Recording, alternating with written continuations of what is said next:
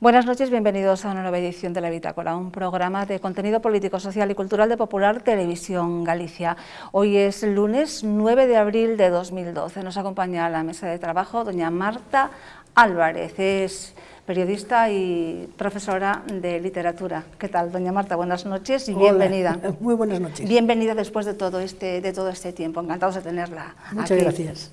En la esquina de la mesa, don Manuel Rodríguez es analista político y empresario. ¿Qué tal, don Manuel? Buenas noches, bienvenido. Muy buenas noches, encantado de verles a todos ustedes otra vez. Que no falte nadie por culpa de la carretera es una alegría. Estupendo. A mi izquierda, don Francisco Fernández Tarrío es abogado y presidente del Centro de Estudios Públicos Poder Limitado. ¿Qué tal, don Francisco? Buenas noches, bienvenido. Un placer, como siempre, estar aquí en Nueva Magdalena. Y en la esquina de la mesa, don Javier González Méndez es periodista y corresponsal de Galicia de Periodista Digital. ¿Qué tal, don Javier? Buenas noches. Hola, bienvenido. Noches. Un placer estar en esta primera oportunidad. Sí, me he quedado preocupado con Manolo, a ver si es mejor empresario que analista político, o viceversa. Las dos cosas, voy a intentar enterarme a partir de... Las dos cosas, fenomenal, y además es un gran contertulio, como va a poder comprobar dentro de muy poquito. Bien, empezamos con el primero de los temas. El 30 de abril del año 2000, el entonces Papa Juan Pablo II, hoy beato, canonizó a la religiosa polaca Sor Faustina Kowalska. Daba así por buenos los mensajes recibidos a lo largo de su corta historia y también proclamó como Día de la Misericordia el domingo siguiente a la Pascua de Resurrección. Bien, pues empezamos con este tema porque, bueno, si bien la Semana Santa pues acaba el domingo de Resurrección, la Pascua, sí, efectivamente, el domingo próximo, día 15, es el Día de la Divina Misericordia. Sí, don Manuel. No es una cosa que la gente domine mucho, el calendario de la Iglesia, normalmente muchos católicos no lo dominamos, y en este caso además está justificado porque es muy reciente la proclamación de ese día como Día de la Misericordia, porque la canonización de esta santa también es muy reciente. Juan Pablo II era muy fiel a sus revelaciones. En un libro precioso que se llama Memoria e Identidad, de Juan Pablo II, le dedica un capítulo entero para justificar esa decisión tomada de dedicarle ese día. Y aunque recuerda cómo el Antiguo Testamento, la historia del rey David, el canto del Miserere que viene de ahí, de cómo el Antiguo Testamento arrastra la misericordia divina, pues es el cristianismo, es a partir de Cristo, la mayor manifestación del amor de Dios es la misericordia, ¿no? De hecho, creo que es el único pecado que la Iglesia no es capaz de perdonarle a nadie en esta vida. Es decir, porque negar la misericordia de Dios es una contradicción en términos, es negarle el poder a Dios de perdonarte, ¿no? Es el único pecado que no se puede perdonar porque es negar el amor divino, ¿no? La misericordia es eso, ¿no? Y es la obligación que tenemos los católicos no solo de aceptar la misericordia de Dios y de pedirla, sino de que la tenemos que entregar al prójimo. Es lo único que nos diferencia realmente de los demás. Bien, pues después de esta corta pero interesante intervención, vamos a ver esta pieza que hemos preparado para ustedes. El 30 de abril del año 2000, el entonces Papa Juan Pablo II canonizó a la religiosa polaca Sor Faustina Kowalska, fallecida en 1938 a los 33 años de edad. Con esta acción, el Papa confirmaba oficialmente la autenticidad de los mensajes de la Divina Misericordia y elevó su central importancia para el tercer milenio. Jesús animó a Sor Faustina una y otra vez: anuncia al mundo entero mi insondable misericordia. El 22 de febrero de 1931, Sor Faustina vio al Señor en una visión, de la misma forma en que aparecía pintado en la imagen. Como firma, él usó las decisivas palabras: Jesús, en ti confío. Ese mismo día el Señor reveló su deseo de celebrar el primer domingo después de la Pascua la fiesta de la Misericordia. Junto con la imagen y la fiesta, Dios dio a través de Faustina muchos otros medios, sencillos pero poderosos, para implorar su misericordia sobre el mundo. Entre ellos están especialmente la novena y la hora de la misericordia, la cual recuerda la hora de la muerte de Jesús. A través de innumerables súplicas que han sido escuchadas, Dios prueba su fidelidad a la promesa relacionada con el rosario de la misericordia, que gracias más grandes concederé a las almas que recen este rosario. Bien, don Francisco. Pues es un mensaje bastante actual, como todos, ¿no? De reivindicar la misericordia, pues aparte nos ayuda a entender, y esto que voy a decir es a lo mejor un poco polémico, pero nos ayuda a entender, lo veníamos hablando don Manuel y yo, ciertas actuaciones de la Iglesia. Es decir, nosotros los católicos nos basamos en esos principios, en misericordia, y atendemos principalmente, como decía la Santa y por boca de Jesucristo, a los pecadores. Son los que más necesitan de la misericordia. Es un mensaje de esperanza y de perdón y de aceptar a los pecadores como tal e intentar mejorar, ¿no? Es importante a la hora de saber por qué actúa la Iglesia en ciertas actuaciones. Me viene a la cabeza el último viaje, por ejemplo, de Su Santidad el Papa a Cuba, que la Iglesia tiene un calendario propio y unas enseñanzas propias que se basan en este tipo de cosas. No ver a la Iglesia, por ejemplo, desde el aspecto político o estrategia, claro, sino desde el aspecto misericordioso, y eso es lo que informa la actuación de la Iglesia. Viene muy bien traído, doña Magdalena, porque hemos hablado del viaje a Cuba de Su Santidad, y viene muy bien traído. La Iglesia, pues como dice textualmente la Santa, y por boca, lo pone en boca de Jesucristo, dice: hija mía, escribe que cuanto más grande es la miseria de un alma, tanto más grande es el derecho que tiene a mi misericordia. Sí. Esa es la actuación, lo que mueve, ¿no? Precioso mensaje. Pues aunque para algunos es poco, en Cuba el día Viernes Santo es fiesta. Pues que desde la Revolución no era fiesta el día de Viernes Santo. Bueno, pues son pequeñas cosas que se van consiguiendo pues por esta vía, ¿no? Ya dijimos aquí que el Papa no podía entrar en Cuba como un elefante en una cacharrería. Doña Marta. Sí, bueno, ya mis compañeros se han expresado estupendamente, pero yo lo que querría decir es, no sé, el mensaje para mí es que Dios es misericordioso y perdona, y nosotros también debemos perdonar, ¿no? Y en estos tiempos que corren, me parece que es muy importante que aprendamos a saber perdonar, pero no solo de palabra, sino con obras, ¿no? Y de verdad. Sí, muy interesante. Don Javier. Bueno, yo quería aportar un poco la visión menos litúrgica de la misericordia, la que no se pronuncia en los púlpitos. A mí me interesa mucho esa parte de la Iglesia que practica muchas acepciones de la misericordia en las que me he fijado y que me llama mucho la atención, porque además son muy aplicables a la convivencia humana, como son, por ejemplo, la clemencia, la comprensión, la ternura y la bondad, que son palabras que a veces no se pronuncian en los púlpitos, pero que deberíamos pronunciar muchas veces en las calles. La bondad es el bien supremo del hombre, ¿no? La bondad es que puede ser incluso hasta divertida. Muchas veces las chiquillas piensan que son más divertidos los malotes, como dicen ellas, pero yo también les indico que a veces yo conozco hombres buenos, claro, y mujeres buenas que son muy divertidos. Sí, sí. La bondad puede ser divertida. Lo que pasa es que, pues parece que eso tiene una explicación antropológica, ¿no? Los malotes son realmente el que defiende realmente la tribu, ¿no? El Rey León. Sí, efectivamente. Bien, pues don Manuel, que es que me da mucha pena pasar a otro tema sin que usted abunde un poquito, porque ya que trajo el libro y ya que usted preparó el tema... No, yo me traía el libro, sí, sobre todo por enseñárselo a don Francisco. Muy bien. Porque él sabe que soy un amante de los libros, que tengo muchos, y dije, mira cómo preparo los temas. Bien, pues en efecto con esta pincelada sobre la Divina Misericordia, sobre Santa Faustina Kowalska, bueno, pues queremos efectivamente decir que el próximo domingo 15 es este día y que bueno, pues que tiene que ir pues entre los fieles pues prodigándose y haciéndose pues una fiesta más de la Iglesia, ¿no?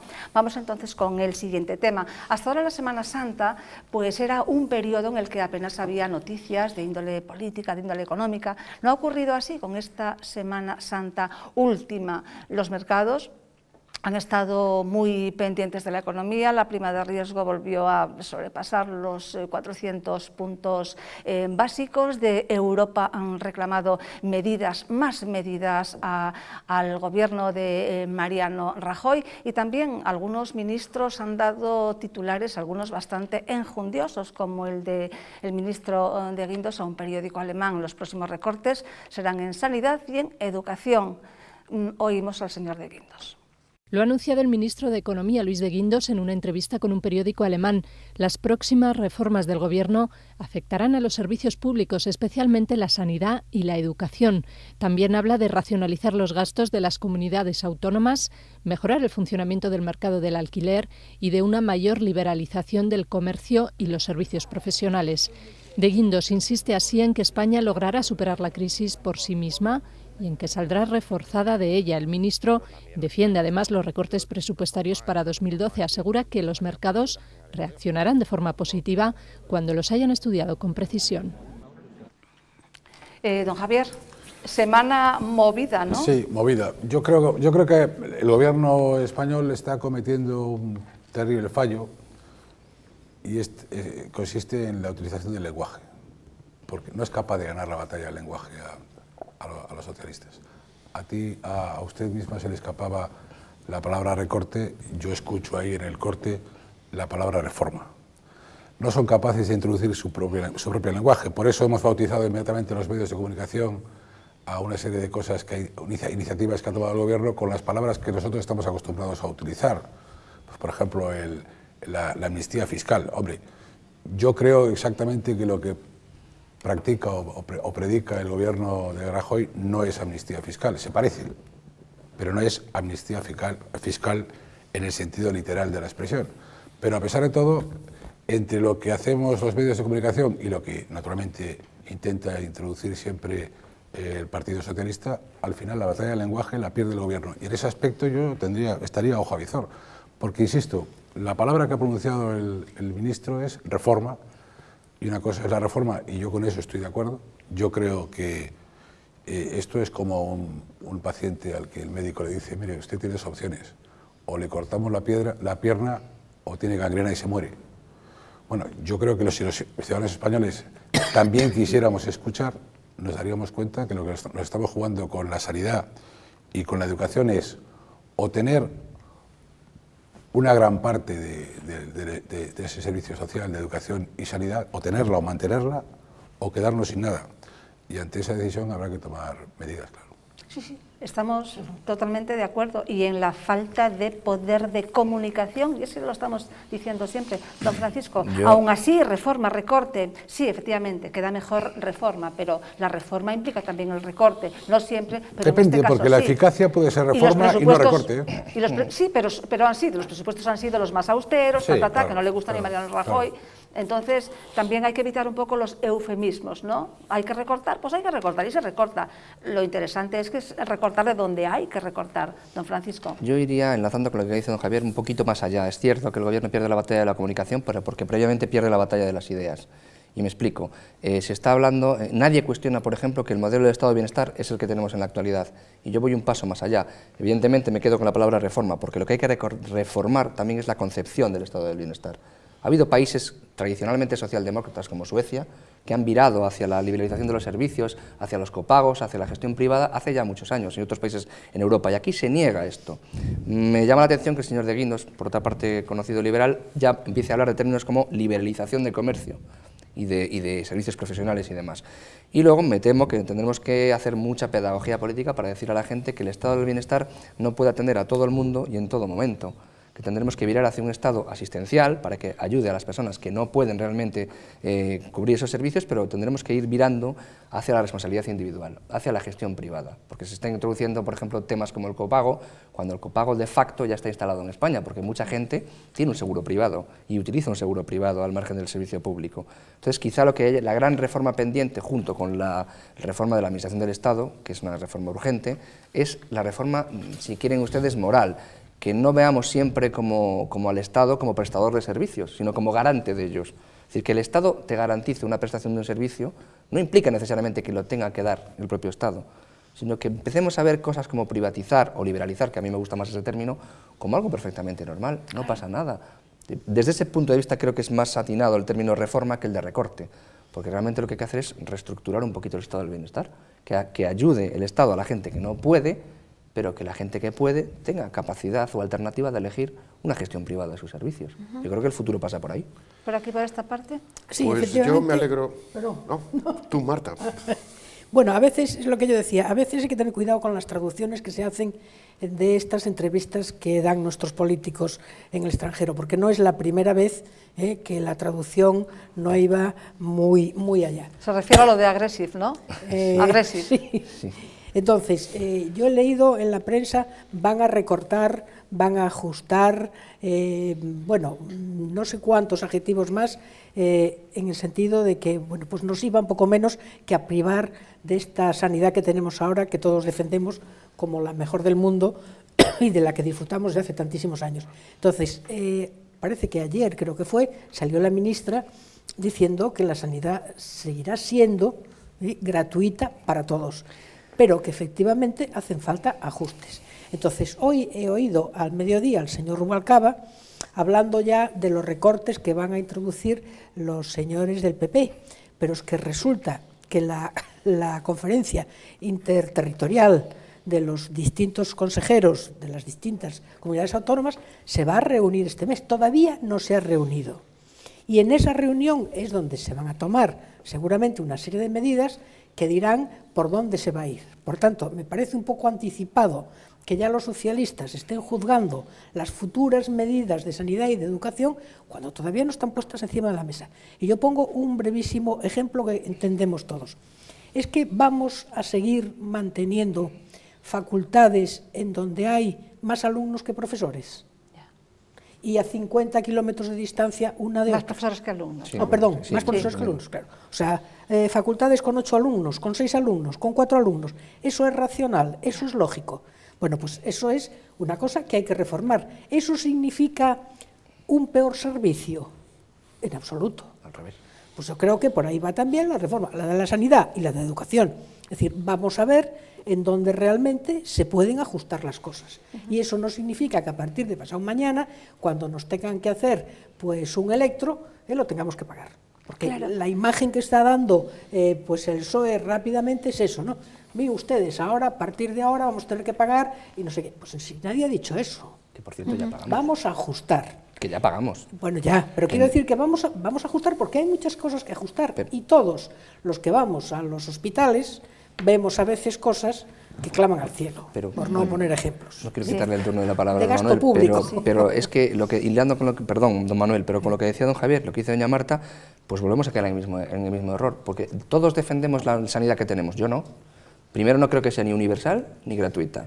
Gratuita no es porque la pagamos nuestros impuestos, y universal tampoco porque hay mucha gente entre la que me cuento que tiene su seguro privado y no pisa la unidad, la pero cuando sanidad se habla pública. De gratuita se habla de que pero cualquier señor que llegue a la puerta de un hospital se la atiende. Sí, claro. Sí. Después ya se verá lo que sea, pero se atiende. De todas formas, nadie se muere en la calle por falta de asistencia. Le agradezco que haya dicho lo de gratuita, porque así entramos en tertulia. La sanidad no es gratuita, usted lo sabe. Es más, es carísima. 70.000 millones. Es carísima porque la pagamos vía nuestro trabajo en el IRPF o como autónomo y tal, y la pagamos en los presupuestos generales del Estado. La pagamos varias veces, ¿no? Y aún encima es un servicio que ha calado en la mentalidad, porque a los políticos les interesó generalmente siempre, y a nosotros ciudadanos nos gustó oír siempre, que se hacían cargo de nuestra responsabilidad y nos cuidaban, como si nos pudieran cuidar absolutamente, de manera completa, lo cual es mentira. La sanidad no abarca todos nuestros problemas de salud. Usted tiene un problema psiquiátrico y seguramente la Seguridad Social no se lo cubre, o sus nietos tienen que ir al dentista y no se lo va a cubrir la Seguridad Social, ¿no?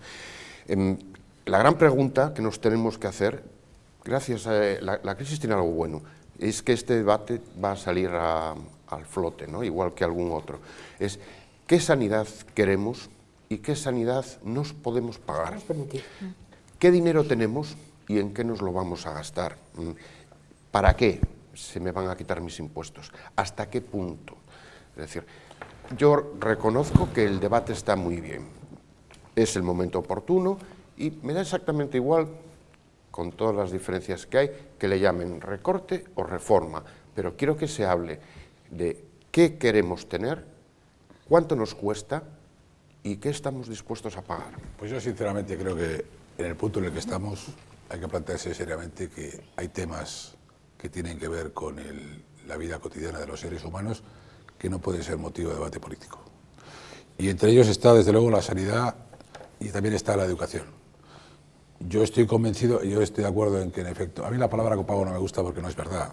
Cierto. En todo caso, podríamos hablar de repago. Y ni siquiera tampoco. Pero no acepto el copago. Es decir, yo creo que lo que tiene que entenderlas en la sociedad es que, aunque nos haya gustado mucho, aquellas personas que más ganen, aquellas personas que ganen bastante, aquellas personas que ganen más que los demás, aquellas personas que vivan en una situación más privilegiada, si quieren tener un poco de dignidad humana, tendrán que plantearse seriamente que hay que asegurar y garantizar la sanidad y la educación para las personas que no se las pueden pagar. ¿Usted cree que la dignidad humana puede ser impuesta por ley?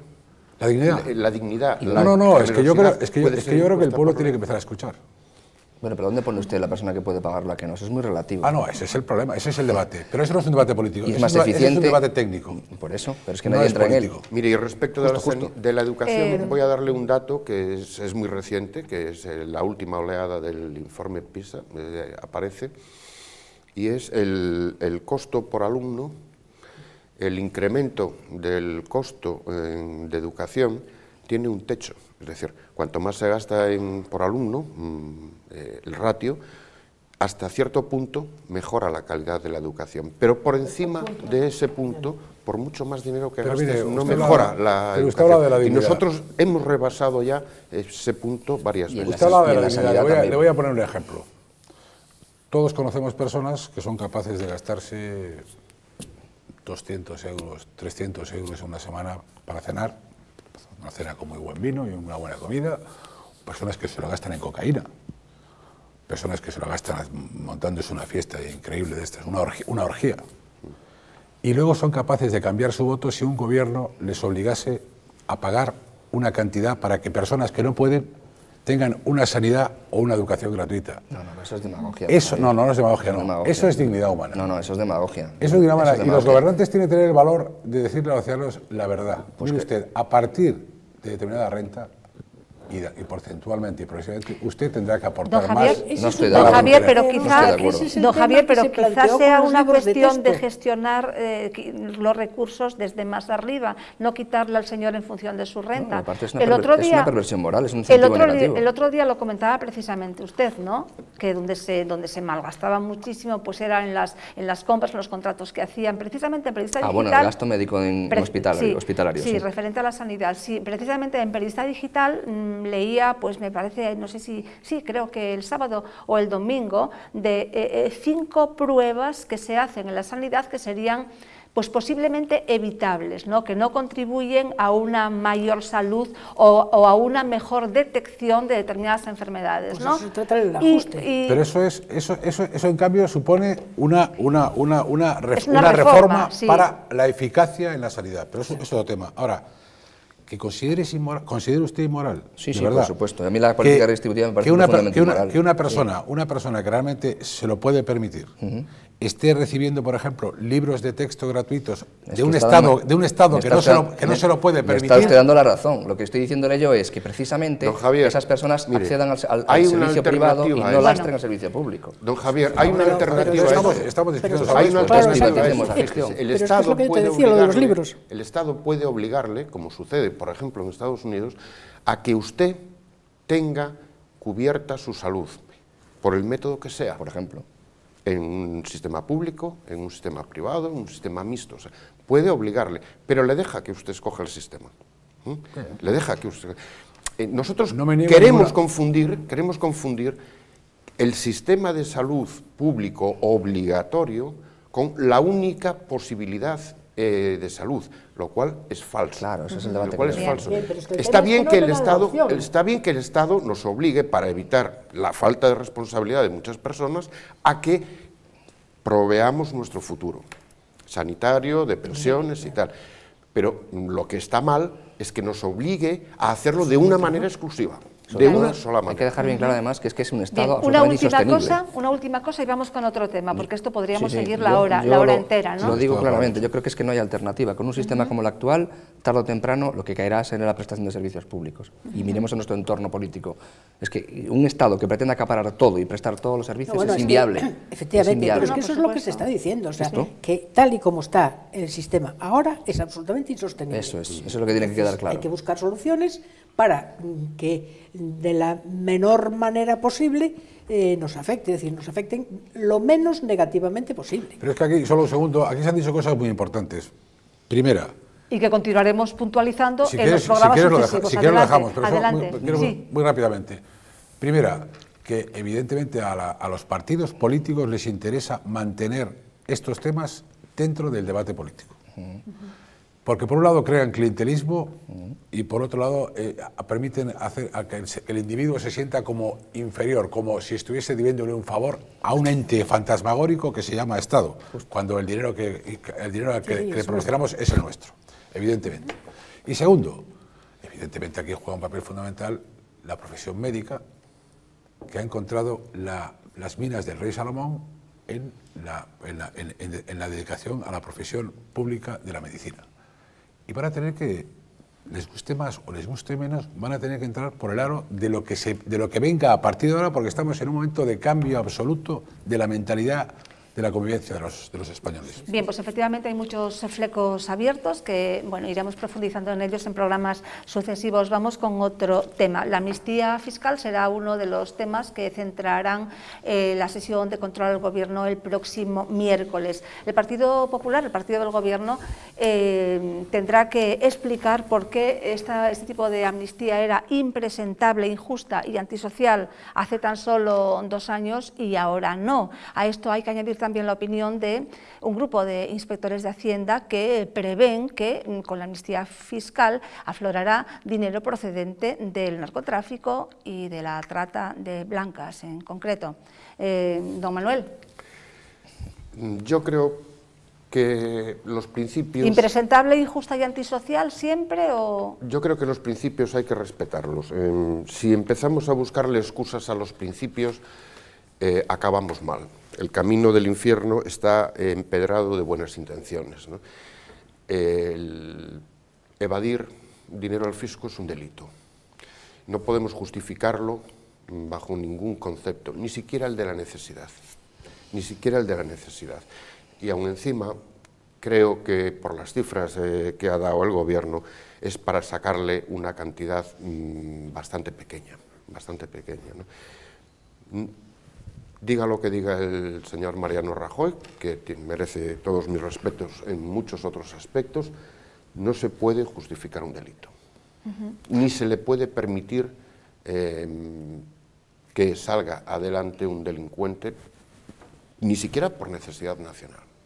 No, pero sobre todo que se blanquee todo ese dinero procedente de... Porque, bueno, efectivamente, son amnistía para los evasores, pero yo considero que es diferente haber ganado el dinero pues, de una manera pues, honrada con la empresa, aunque luego tienes efectivamente ese delito encima, que no pues, con tráfico de... que lo hayas ganado pues, con el tráfico de drogas, de blancas, de órganos y de todos estos... De todas, bien, pero eso es un delito ¿no? perseguible por sí mismo, sí. No hace falta ir a la cuestión fiscal sí. para perseguir a este tipo de actividades, ¿no? Bien. De todas maneras, qué paradoja tan grande que vayamos a amnistiar a quien ha evadido impuestos, porque es oneroso el tipo impositivo, y al mismo tiempo subamos los impuestos para que se evada más. Efectivamente, sí. Yo el otro día decía aquí que cómo lo tendría que ver el Gobierno para atreverse con esta medida, que sabemos que todo el mundo va a estar en contra. Don Javier, que usted decía antes que no era amnistía o que... No, para mí no es amnistía. Y, bueno, o si es amnistía, lo es todo lo que estamos haciendo. Yo creo que los inspectores fiscales en general de este país son unos auténticos hipócritas, porque todos sabemos perfectamente ¿qué titular tan bueno? Que llegan a acuerdos permanentemente con muchísimos empresarios que han evadido impuestos, y llegan a acuerdos para que puedan ingresar en las arcas del Estado la cantidad disponible por parte de ese empresario para cerrar el negocio fiscal. Por consiguiente, igual que los abogados con esas grandilocuentes manifestaciones de los inspectores de Hacienda a mí me entran por un oído y me salen por el otro. Conozco tantos casos, como supongo que muchos de ustedes, de personas que han pactado con Hacienda una cantidad a pagar a cambio de que se cerrase el expediente. Es así. Nos pongamos como nos pongamos. Ocurre cotidianamente. Pero no es en todas las delegaciones de Hacienda. Común, entonces. Común. No es el mismo procedimiento. ¿Qué da? Pero No es lo mismo. No es lo mismo que un inspector detecte un fraude y abra un expediente sancionador contra un empresario. ¿Y luego pacte con ese señor? No es lo mismo que decir públicamente, vengan ustedes, que no hay ningún... Si no es lo mismo. No es lo mismo. El inspector en el primer caso hace su trabajo y localiza un defraudador y luego llega, firma lo que se llama acta de conformidad. Pero es un cinismo feroz, porque a un pobre infeliz te puedo asegurar que no le permiten llegar a un pacto con Hacienda. Sí, bueno, eso es discutible, pero eso es como... Se lo puedo asegurar, no le permiten llegar a un pacto con Hacienda. Hombre, depende del abogado. Si gana 500 y gana 300, le obligan a pagar los... Don Francisco, es así, igual nosotros... No necesariamente es así. Bueno, hipocresía fiscal. Si somos un partido de fútbol o unos grandes almacenes, podemos permitirnos el no pagar la seguridad social y en cambio usted deja de pagar un mes, 2 meses y ya le llega, llega. Eso es una cuestión diferente a lo que está planteando. Sí. No es el mismo procedimiento el que un inspector localice a un infractor. Hablamos de la diferencia de todas maneras, es que no es parece un poco hipócrita que ahora salgan los inspectores de Hacienda diciendo, fíjense ustedes que ahora lo que va a pasar es que el dinero que va a aflorar es el dinero del narcotráfico y el dinero de la trata de blancas. Parece un poco hipócrita, ¿no? El otro día un alcalde que está muy de moda. Defendiendo a los inspectores. El otro día un alcalde que está muy de moda reconoció ante los medios de comunicación que había llegado a un acuerdo con Hacienda. Lo leímos todos. Sí. Para ir pagando, tampoco se dice que había llegado a un acuerdo con Hacienda. Para establecer, sobre todo para establecer yo no conozco a ninguna persona y decir la verdad. Del común que llega a ningún acuerdo con Hacienda. O paga o le embarga la cuenta corriente. Don Luis, incluso para pequeñas cantidades se llega al acuerdo con Hacienda. O paga o le embarga la cuenta. Lo más que te conceden son plazos. Sí. Pero o paga plazos, o le embarga la cuenta corriente. Sí, efectivamente. Primero no seamos hipócritas nosotros. Esto es una ley que está hecha para que la familia Botín blanquee parte de lo que tiene. Más todavía. Don Manuel, no le he oído, don Manuel, me he perdido la familia Botín. Mejor que no me oiga mucha gente porque si no igual me demandan. No, dígame qué ha dicho. Pues he dicho que es una ley un poco jocosamente hecha para que la familia Botín blanquee parte de lo que tiene. Supongo que... Otro titular, qué bueno. Tenemos que mandarle a Luis al cárcel para que lo cuelgue, porque esto es tremendo. Maneras, yo quería hacer un pequeño inciso sobre la necesidad, sobre el estado de necesidad para tomar este tipo de medidas. Yo soy muy escéptico en estas cosas. O sea, yo creo que ni un solo euro para una amnistía fiscal cuando hay muchísimo que recortar, muchísimo antes. Es decir, para recaudar 2.500 millones de euros, que es lo que se prevé, supongo que por las familias a las que usted alude, que le habrán dicho más o menos cuánto tiene por ahí fuera, porque si no es imposible calcular un 10% de algo que no se sabe que existe, es muy difícil, pero se calculan 2.500 millones. Hay partidas presupuestarias que triplican esta cantidad. Mire, por ejemplo, hemos dicho aquí, por ejemplo, la que va destinada a formación de empleo, a sindicatos y patronal y demás. Entonces, ni un solo euro para blanquear defraudadores cuando se puede recortar de otros muchos gastos superfluos. Me parece, francamente, es como subir el IRPF a los ciudadanos de las clases medias cuando se mantienen un montón de chiringuitos y castas. Que además no se pone una fecha para la reestructuración del Estado. Es que se ha dicho, bueno, que sí, sin prisa pero sin pausa, pero ¿cuándo? ¿Pero cuándo? ¿Cómo es la prisa? Como recordaba el profesor Cancio aquí el otro día, 3.000 millones nos cuesta el Senado, mucho más de lo que se pretende recaudar por vía de amnistía fiscal, por poner un ejemplo. Claro, y todos los consejos consultivos y toda esa serie de organismos que el otro día cuando entraba el señor Rodríguez Zapatero para ponerse el collar de Isabel la Católica... Que se están adelgazando de manera sustancial. Entonces vimos todas estas viejas glorias, Isabel Tocino. Digo, ¿pero qué hace aquí esta señora? Pero si yo creí que estaba en su casa cuidando de sus nietos. Y no, pues ahí está, en el consejo. Y yo digo, bueno... Mire, y eso no es lo único. Estamos en un país de pandereta, porque nos lo merecemos, ¿no? Porque oiga, luego vamos y aplaudimos, luego como ciudadanos vamos y aplaudimos que el alcalde de cada pueblo haga un teatro de la ópera en cada pueblo, como si pudiéramos pagarlo. Y, por ejemplo, que la administración nos haga la competencia a los empresarios haciendo piscinas, por ejemplo. Dejamos gimnasios. Que una cosa puede hacer una persona, la haga la administración y aplaudimos como ciudadanos, aplaudimos al que nos dice eso. Una locura de todo el dinero que venía de Europa. Donde todo el mundo es jubilado, además, ¿eh? Sí, donde todo el mundo es jubilado, sí. Déjeme que les diga que se pretende traer capital de fuera de esas rentas ocultas, cuando realmente se ha subido, por vía de eliminación de deducciones, el impuesto a sociedades, y la repercusión la vimos esta semana, que hay una huida de fondos de capital en España, porque lo que pagan por dividendos con la subida de impuestos a sociedades no les compensa. Entonces, es el eterno problema de meterse con la SICAV. Claro. Es decir, muy bien, me meto con las grandes fortunas, y entonces esas grandes fortunas se me marchan a Mónaco o a Belice o a tal, o las dejo estar. Claro, es que se trata de atraerlas, no de echarlas. Pues por eso digo que entonces si tú dices, oiga, usted espera un momento, que ahora ya me voy a ocupar yo de usted.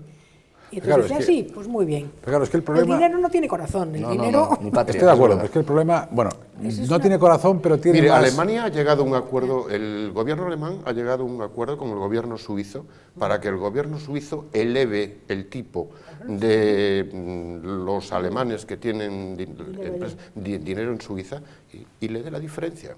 Porque en Suiza es más barato, se lo han elevado, pues por ejemplo del 20 al 40, unas cifras, y el gobierno alemán va a cobrar del gobierno suizo lo que el gobierno suizo. Vamos a oír las palabras de la señora Rodríguez, que bueno, que dice que sí, que está bien la amnistía fiscal que se va a recaudar. Regularizaciones fiscales como la que ha hecho España la han hecho muchos países de nuestro entorno, incluso con determinados requisitos que la nuestra los cumple, las ha recomendado la OCDE. Como le decía antes, España tiene problemas de financiación y si es verdad que se repatrian capitales o que emerge economía sumergida por el importe que ha calculado Hacienda, ayudará a que crezcamos y que creamos empleo. Estamos donde estamos, pero en el próximo Consejo de Ministros el ministro de Hacienda ya ha anunciado que van a poner encima de la mesa del Consejo y van a aprobar una ley contra el fraude fiscal muy fuerte, muy radical y muy importante para que, bueno, una cosa no compense la otra, sino que diga cuál es el camino por el que vamos y que también nos tenemos que dar cuenta que el Gobierno ha llegado hace 3 meses, así que aunque esto parezca una respuesta, en fin, oportunista, el señor Rubalcaba sepa que si se repatrian capitales van a ser capitales que durante 8 años han estado fuera de nuestro entorno fiscal cuando ellos gobernaban, O sea que yo mejor me he callado. Bueno, efectivamente hay que decir lo mismo en un momento y en otro, y si era en junio de 2010 era mal, pues ahora no puede ser bien, pero desde luego que Rubalcaba diga algo, pero que Rubalcaba, no sé, debería estar inhabilitado para decir cosas, ¿no? Todavía le damos crédito. Algunos pensamos que tendría que estar, como dice el otro, Caminito de Jerez, pero ahí está. Caminito de Jerez, sí. Ahí está. Las cosas se pueden disfrazar de muchas formas, pero evidentemente hay algo en este dato que nos está haciendo discutir a todos los españoles, los unos y los otros, sobre amnistía fiscal, que si es justo, si es injusto.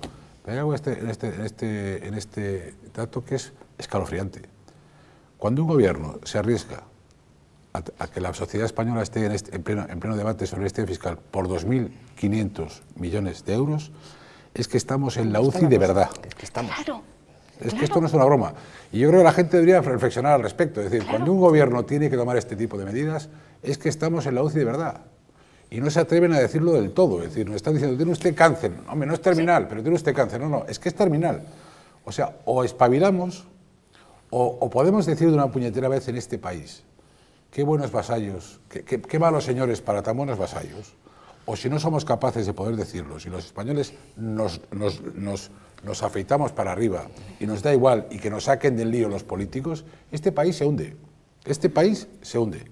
Sí, sí. Por eso realmente el último día decíamos que cómo lo tiene que ver el gobierno para querer rascar, ¿cómo era aquello del sofá, la moneda que decía Rubalcaba en su día, de buscar por el sofá por allí, ¿no? Para querer sacar todo tipo de cosas, ¿no? De cualquier sitio, sí. Bueno, de cualquier sitio, ¿no? Yo leí este fin de semana unas cosas que prefería no haber leído. Se llama falta de soberanía. Sí, pero... Porque estamos exactamente a 1 milímetro de perder la soberanía, claro, de que sea Europa, claro, que sea Europa la que nos administre. Claro. En este momento nos lo está haciendo con recomendaciones que nosotros sensatamente llevamos a cabo. Pero estamos a 1 milímetro. ¿Pero por qué no lo comunica el Partido Popular bien? De que no se intervenga. Pero ¿dónde focaliza Europa el gasto? ¿Dónde focaliza el problema Europa? En el Estado autonómico. Y nadie lo dice tampoco. Yo recuerdo al profesor Centeno que decía, o el Estado autonómico o nosotros. ¿No? Y es así, nos guste o no nos guste. De todas maneras, yo creo que el tema de la reestructuración o la organización o la reforma, o no sé cómo llamarlo, de la estructura económica del Estado está encima de la mesa. Sí. Porque son ya muchas voces sí, las que claman diciendo que hasta aquí hemos llegado y que alguna decisión habrá que tomar. Pero encima de la mesa puede estar mucho tiempo. Bueno, no, pero yo creo que ahora hay que atacarle eso. Vale. A lo mejor nos viene bien, pero que porque íbamos un poco... Sí, pero que lo digan ya, 17 pero que lo digan ya, defensores del pueblo, porque no creen 17. ustedes que tiene que comunicar más, que lo que usted ha dicho ahora, que efectivamente estamos en la UCI, ¿no ven una falta de comunicación por parte del Partido Popular, de hacer...? Sí, pero es que al mismo tiempo también yo creo que hay muchos problemas, ¿no? por supuesto, Sí. como decía usted, se puede enfocar esto desde muchos puntos Pero de es que vista. la gente ya está diciendo en la calle que bueno, que sí, que prometieron como en el 96, pero que no pueden con la situación, y entonces que es igual lo de antes. Que se han condecorado. Entonces, claro, Son 3 meses. Pero es que el concepto de Estado de las autonomías, y sobre todo el concepto de las autonomías, de las comunidades autónomas, tiene que cambiar por parte de los dirigentes y por parte de los ciudadanos. Eso es verdad. Al margen de que nos gusten mucho las banderas, los símbolos, es verdad. La patria chica, el tener territorio propio, el parlamento y todas estas cosas, tenemos que entender que el Estado de las autonomías esto es más que un puzzle en el que cada uno de los pedazos es un pedazo de Estado, con sus derechos y con sus obligaciones.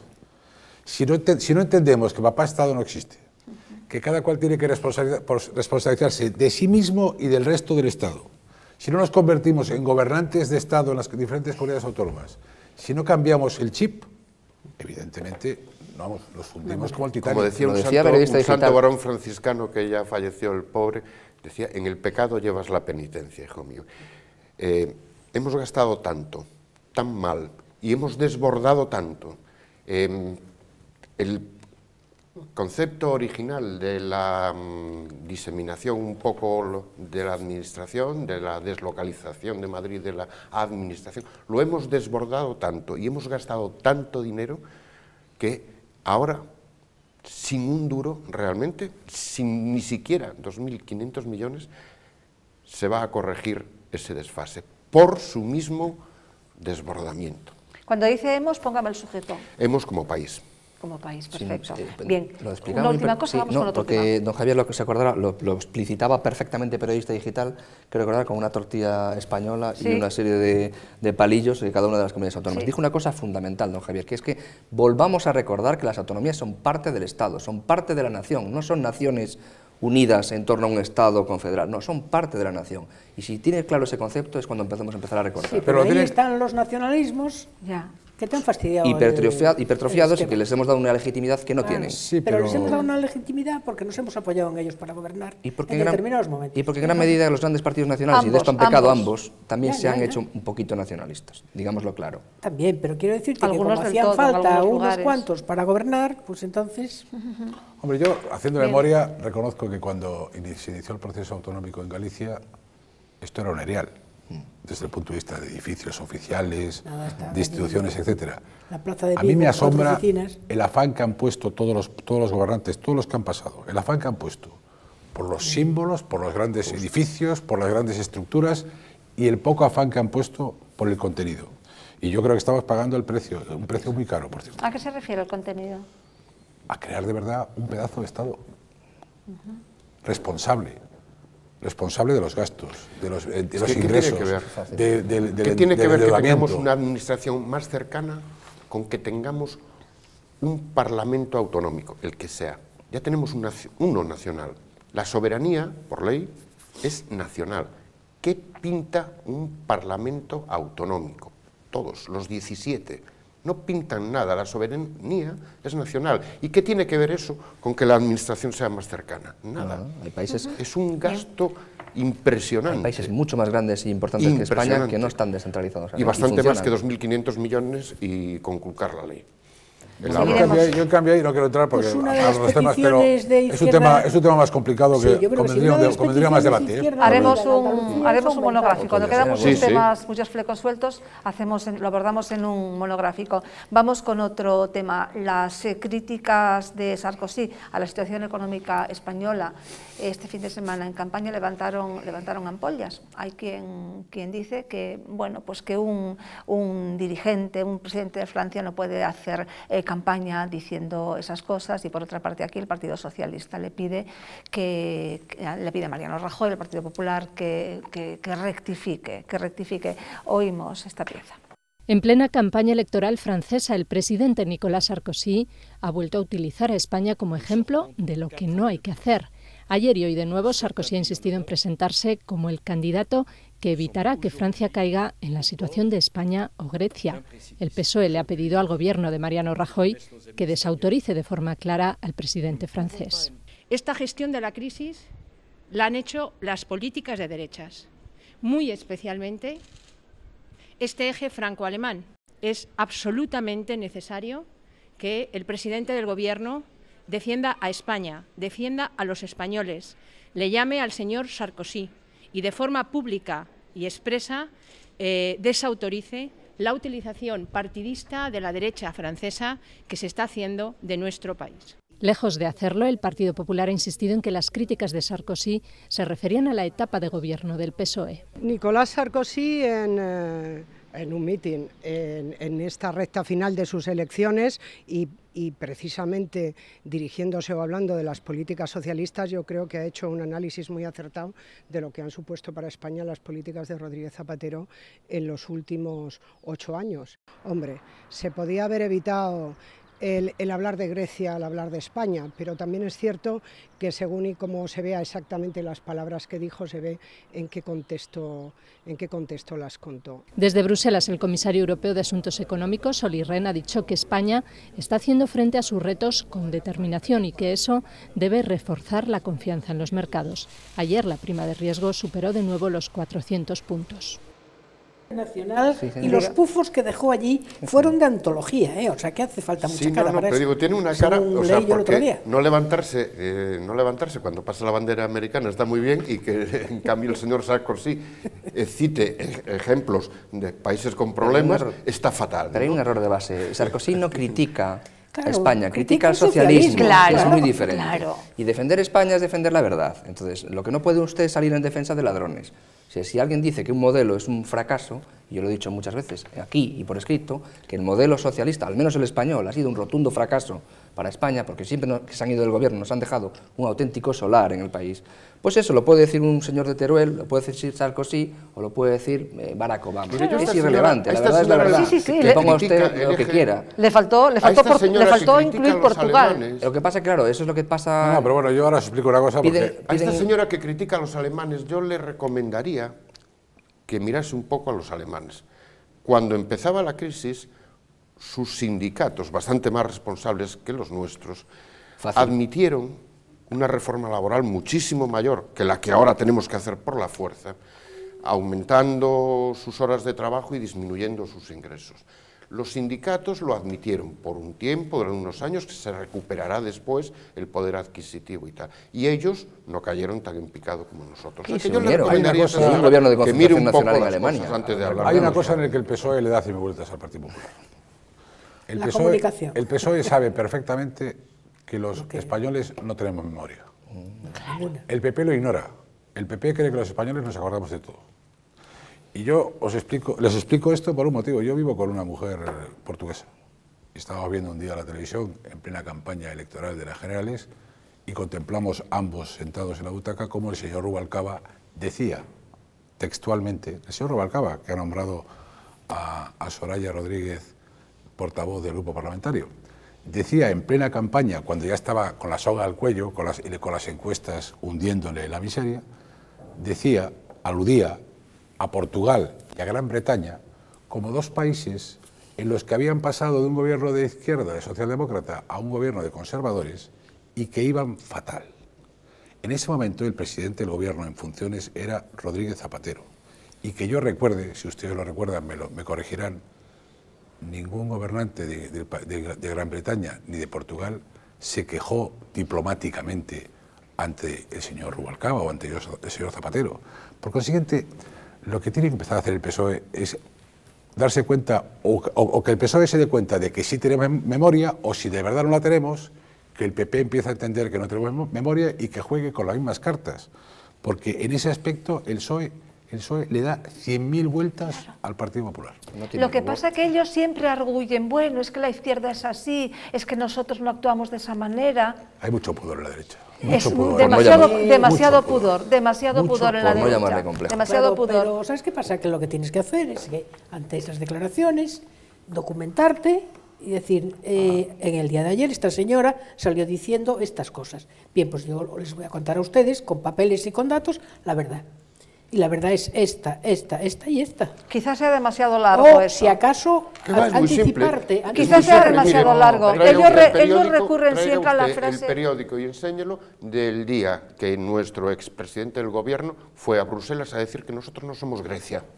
Por ejemplo. Por cierto, titular de todos los periódicos. si aquí gobernase... Hombre, si aquí los griegos no dijeron ni mu. Si aquí gobernase el Partido Popular, yo hubiese gobernado y hubiese hecho la desfeita que ha hecho, y ahora mismo el presidente fuese Hollande, ¿algún español socialista o popular duda que utilizaría exactamente los mismos argumentos? Los mismos argumentos. ¿O cualquier presidente de cualquier país? No, si fuera la derecha la que hubiese llevado el país a como está, habría mucha gente muerta en las cunetas. Bueno, es que lo que pasa es que no se puede decir, yo lo rebato siempre, lo que pasa es que, claro, la mentira dicha muchas veces pues acaba calando, pero es absoluta, es rotunda. Lo inventó Lenin y Goebbels luego, pues... Viene de la siniestra también, sí, pero es que hay que decirlo una y mil veces, la crisis financiera y la crisis económica no es consecuencia de una política liberal, sino de una política intervencionista, y hay que decirlo clarísimamente. Y no es cierto que la culpa de la crisis la tenga la derecha o los mercados, no. Pero yo creo que la argumentación de la derecha... Es una manera muy incompetente de gobernar. Bueno, llámelo usted lo Yo mismo. creo que la argumentación de la derecha lo que tiene que ceñirse es a una generación de dirigentes del Partido Socialista. Yo creo que sería un gran error meter a todo el mundo en el mismo saco. Es decir, esta generación, durante 8 años, que empezó con el nombramiento de Zapatero como secretario general y después 8 años de gobierno, es la que se merece un castigo permanente por parte de los ciudadanos españoles. Pero no el PSOE, que es un partido democrático, que de muchísimos años de historia, que ha sido alternativa y seguirá siéndolo muchos años, y no al PP porque algunos dirigentes lo hayan hecho mal, sino al PP a los partidos democráticos hay que respetarlos y permitirles juego democrático mucho tiempo, porque es lo que necesita la democracia. Pero la democracia también es decir la verdad. Ahora, y que paguen justos por pecadores no me parece. Es que yo no lo personalizo, yo creo que el fracaso es un modelo hay que atacar a una político. Generación de políticos. No, perdón, la generación anterior dejó España exactamente igual. El problema es el socialismo, no gobernó con Zapatero.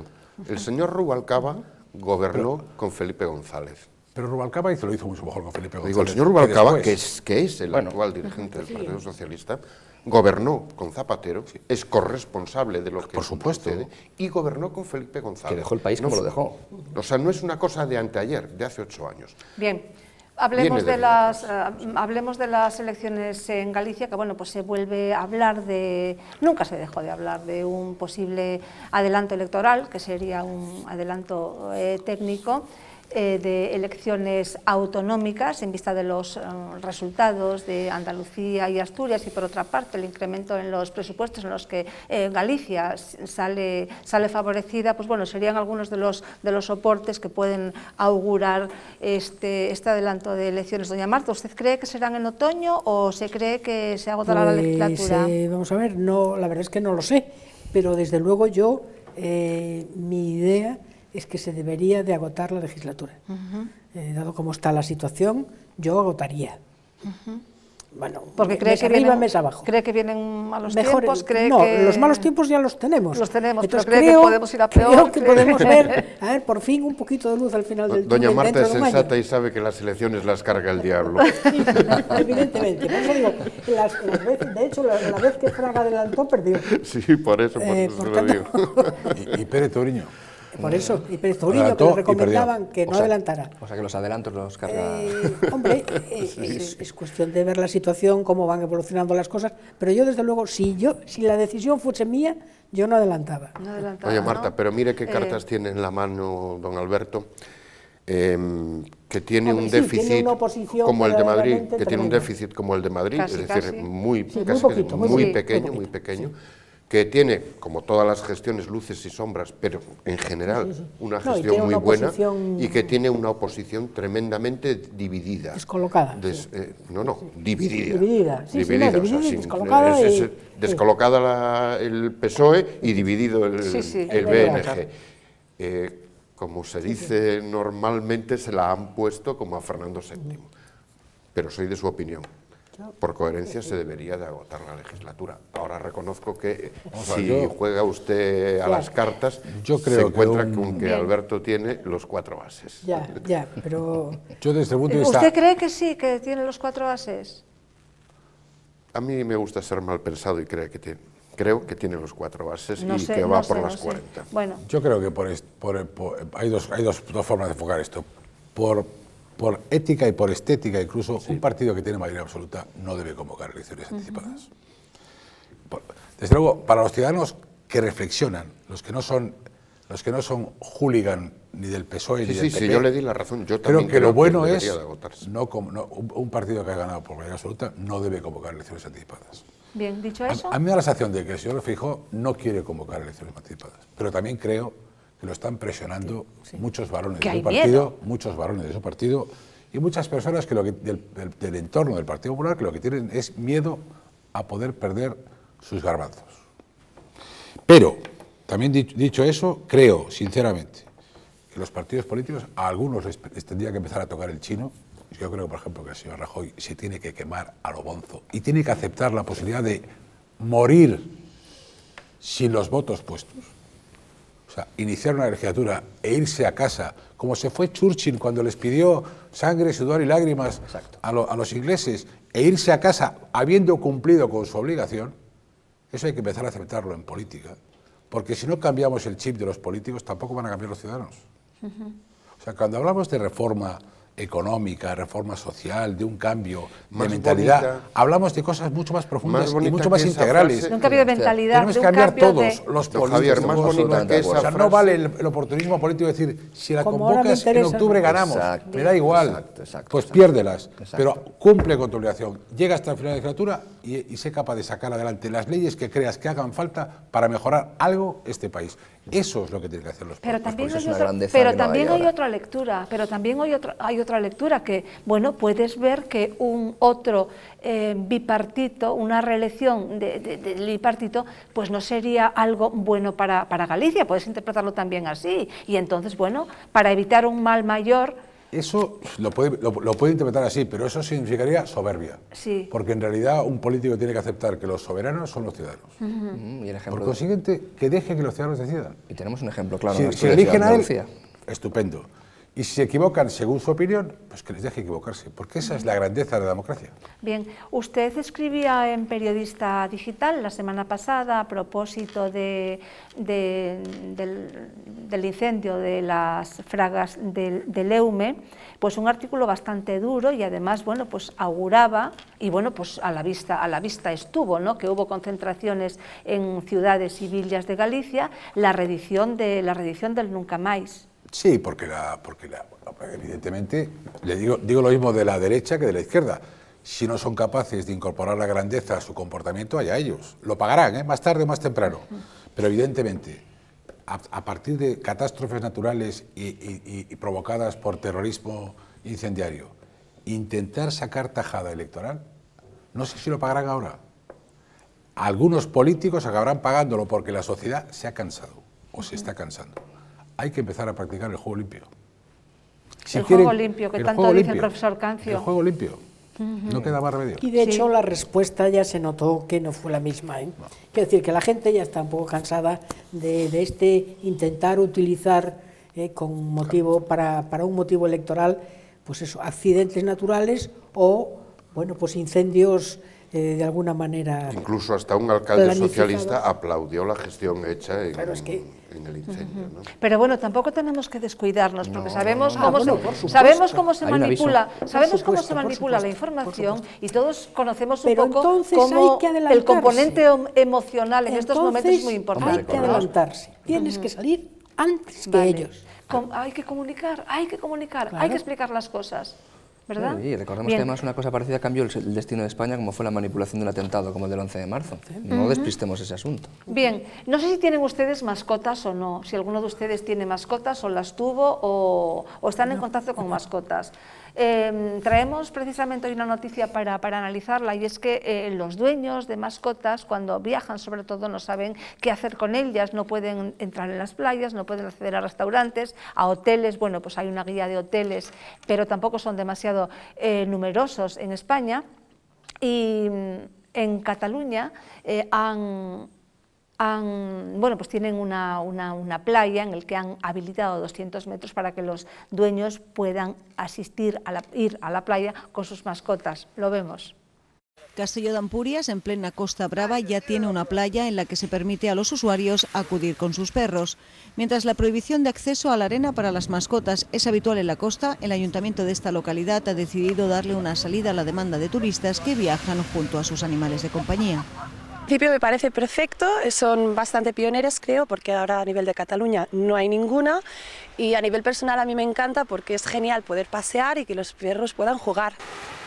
Una ordenanza permite acceder con perros a lo largo de 200 metros acotados de la playa de la Rubina, en el tramo que linda con Rosas. Castelló de Empúries cuenta con 7 kilómetros de playa, y los responsables de su cuidado y ordenación admiten que una extensión tan amplia permite destinar un tramo a aquellos usuarios que quieran acudir con sus mascotas. La playa cuenta con servicio diario de limpieza durante la temporada de verano. Bien, pues en Cataluña han tenido esta iniciativa. A mí me parece estupenda. 200 metros habilitados para que las personas acudan con sus mascotas. Porque Yo tengo una duda, no sé si en Cataluña los carteles los van a poner a los perros en catalán, en castellano, porque me da la impresión de que en Cataluña se preocupan más por los derechos de las mascotas que, por ejemplo, por los que hablan castellano. Me parece que es una comunidad que nos adorna con noticias extravagantes. No tiene nada que ver una cosa. Yo creo que sí, yo creo que es una boutad. Pues es una cosa. ¿No hay otras cosas de las que preocuparse en este momento que de los perros en verano? Pues no. O sea, en este país no está pasando nada. Don como Manuel, para que... en verano y en invierno. Bueno, cuando sea, es que las mascotas son legales y viven con nosotros. Pero hay prioridades en esta vida. Usted y yo y todo el mundo tenemos prioridades, unas cosas antes que otras. Yo creo que las personas pero aquí no parece que se produzca mucho gasto. 6 millones de yo creo que tampoco. Óigame, no me sea demagogo. Yo creo que tampoco. No me sea demagogo. No pues me ponga lo de las mascotas con los parados. Le voy a decir por qué. Los perros no pueden estar en las playas porque normalmente no son tan fáciles de controlar sus necesidades. Perdone, los dueños las controlan. Yo tengo que decir aquí algo. Yo creo sinceramente que se debe por olvido a él. Pero conozco perros bastante más limpios que seres humanos, sí, de verdad. Bueno, conozco perros con más sentimientos que muchos seres humanos, de verdad, y creo que hay que empezar a poner las cosas en su sitio. Como esto no cuesta dinero, porque gracias a Dios, en fin, acotar un pedazo de playa no creo que cueste mucho dinero, también hay que pensar que esa disculpa permanente de que como estamos tan ocupados con la crisis no se puede gobernar, pues no vale. Además de intentar tapar los agujeros económicos de este país, hay que seguir gobernando. Y este tema de las mascotas, que a muchos de los aquí presentes a lo mejor no nos afectan, a otras muchas personas sí les afectan, y eso también es gobernar. Sí, siempre y cuando no sea al inicio. Pero entonces ustedes creen que no tenemos que tener albergues decentes. Yo desde luego no quiero pagarlos con mis impuestos, lo tengo muy claro. No. Se lo pague el que ¿Y lo qué quiera. hacemos con los perros pues que abandonan? Mire, hay hoteles para perros. En La Coruña hay 2. En La Coruña hay 2, lo sé, porque cuando teníamos perros en casa, para irnos de vacaciones, lo he dejado en un hotel y pagué dinero cristianamente a un empresario que tenía un hotel para perros. Bien, pero ¿y qué hacemos con estos desaprensivos que compran la mascota para Reyes, para el niño, y luego la abandonan? Yo ahí estoy cuando ya... ¿Qué hacemos? ¿Que muera atropellado? Yo ahí estoy cuando ya Magdalena, empezamos... Óigame, si es que precisamente un país no es hay que recogerlos, hay que llevarlos a la perrera. No es civilizado del todo hasta que no tiene a todos sus seres vivientes bien. Pero por orden de prioridades, porque yo, por ejemplo, soy alérgico a los perros, no quiero ver un perro en un restaurante, yo quiero cenar tranquilo. Y yo no quiero, hay perros, dice usted, que tienen más sentimientos que las personas, también los hay que muerden niños. También los hay que transmiten enfermedades. Menos de lo que se dice. Bueno, eso vamos a priorizarlo. Don Francisco, pero yo no lo creo. ¿No cree usted que debe haber lugares en los que sí se admitan Pues que se lo paguen los usuarios de esas mascotas, no con mis impuestos, insisto. Si usted no puede hacerse cargo de una mascota, no la tenga. Y además, ¿por qué un perro sí? Lo que no exime que se permita, que se persiga al que las abandona. O sea, yo no pongo en el centro de atención al perro. El perro es un ser vivo, y claro que hay que protegerlo. Pero es muy diferente perseguir al que deja abandonado un perro y atender a ese perro, a que con nuestros impuestos se habiliten zonas para que la gente que tenga mascotas pueda usarlas. Oiga, pues la tenga que las pague. ¿Pero y cuál es el problema? Pues por el mismo problema que el Estado pague bicicletas para que las use todo el mundo, o que el Estado pague librerías para que las use todo el mundo, cada cual tendrá que responsabilizarse. Pero una bicicleta es una cosa y tal, mientras que una mascota pues es un ser vivo y que, ya le digo, una sociedad desarrollada, civilizada, pues tiene que tener medios para atender. Yo creo que una sociedad civilizada tiene que comprender que uno tiene que responsabilizarse de sus decisiones.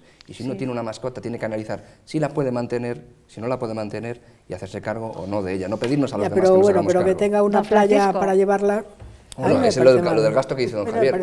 Si no produce ningún gasto, de acuerdo. Pero vamos a ver, yo creo que al margen de que una persona tenga mascota o no, pues, se puede tener empatía. Y todos recordamos, desde mi generación, todos recordamos a la famosa nana, perro de la película de Peter Pan, que en el fondo era una alegoría de lo que ocurre en muchas familias. La figura de una mascota, en este caso yo pienso más en los perros porque he convivido más con niños y perros, la figura educativa y pedagógica de un perro en una familia con niños pequeños es más importante de lo que creemos.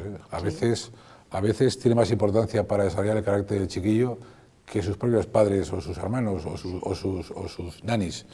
O sea, que quiero decir que a lo mejor no le hemos dado toda la importancia que tiene, y de hecho los psicólogos empiezan a dársela, toda la importancia que tiene la mascota para las personas mayores. Utilísimos para los niños autistas, para los ancianos, para los ciegos. Hay perros utilísimos. Eso no quiere decir que nos dediquemos a facilitarle la vida a quien tiene un perro. Tiene razón don Francisco. El que se compra un perro paga impuestos. Es responsable de él, sabe lo que compra, sabe que tiene que cuidarlo, sabe que tiene que atenderlo, sabe que no es un ser humano y que hay cosas que no puede hacer con él. Pero eso no implica que no tenga ningún sitio donde llevarlo, quiero decir. Claro. De la misma manera que lo puedes llevar a un jardín o lo puedes llevar... Yo prefiero que haya una playa, un trocito de playa acotado, que no que me los lleven a la playa donde estamos todos y que luego te encuentres... O que no puedan ir los dueños porque aquí en Galicia yo he visto muchas mañanas cuando voy a dar un paseo por la playa a todo el mundo con sus perros libremente por allí. Pues yo pido que se habilite en todas las playas de España un trozo para... Bueno, depende de cómo sea la playa. Si tienes ahí un cuartito de playa, tampoco... No, bueno, pero que se habilite una playa grande. En las calas no, pero en las playas un poco amplias. Para personas que tienen mascotas, ¿no? Y eso sí, debidamente con su cartilla sanitaria, debidamente limpios, etcétera, etcétera. Pero, y más que por utilidad... entonces a mí que me habiliten un trozo para mis peces. O por ejemplo, y más que por utilidad, que es una palabra que no me gusta utilizar, más que por utilidad, pues por amor, ¿no? Que en definitiva son seres de la... Me reitero lo dicho, yo creo que tenemos cosas más importantes de las que preocupar. Yo creo que todo es importante, aparte de la economía, pero se empieza despreciando a los perros y se acaba despreciando a las personas. Nadie está despreciando a los perros. Yo creo que la disciplina de empatía y de inteligencia en mi casa lo hago siempre, emocional es fundamental. Una cosa es que tú tengas acotada una playa para que vayan los perros y otra cosa es que tú estés comiendo en un restaurante y la mesa de al lado esté el perro husmeando tu comida. Son cosas diferentes. Pero bueno, eso es caricatura. Bueno, ya. Eso no se da. En algunos restaurantes permiten. Pero si permiten es para que lo tengas aquí a los pies y no moleste a nadie. Ya, pero por eso te digo, pero quiero decirte que hay gente muy responsable de la misma manera que hay mucha gente cuando tú estás comiendo en un sitio que permite que sus 4 hijos o 5 hijos estén dando laridos por todo el local y tal. Pues también es irresponsable, pero prefiero a los niños que al perro, que me esté husmeando el bistec. Pues pensarán... Son caricaturas, efectivamente, pero quiero decirte, lo de la playa es más discreto. Tú ya sabes que es la playa donde van los perros a pasear y a tal y cual, bueno, pues muy bien, tienes aquel trocito. Pues si no te interesa, no vas allí. Si tienes todo el resto de la playa para ti, tampoco me parece... Vamos, yo no tengo perro, pero bueno. Bueno, pues... Que por cierto, gatos tampoco tienen ni le gustan. A mí me encantan los perros, en mi casa luego siempre. Sí, fíjese, en mi casa hemos tenido pero la perrera, hasta ¿no? monos. En mi casa hemos tenido hasta monos. Bueno, pues pensarán ustedes que efectivamente con la que está cayendo, con los temas tan importantes que tenemos, bueno, pues estos titulares que comentamos del señor de Guindos, este problema con los reformas, recortes en sanidad, educación y todo lo que hemos comentado y más cosas que se quedaron, pues acabar esta tertulia hablando de si las mascotas deben tener derecho de ir a la playa o de ir allá, pues bueno, parecerá un poco, no sé, a lo mejor hasta frívolo. Hemos considerado que no, porque sí creemos que el grado de civilización pues, de un determinado país o nación, que también se mide por el respeto que tenemos pues, a la flora, a la fauna y, cómo no, a los animales domésticos llamadas mascotas. Por eso traíamos el tema para comentarlo.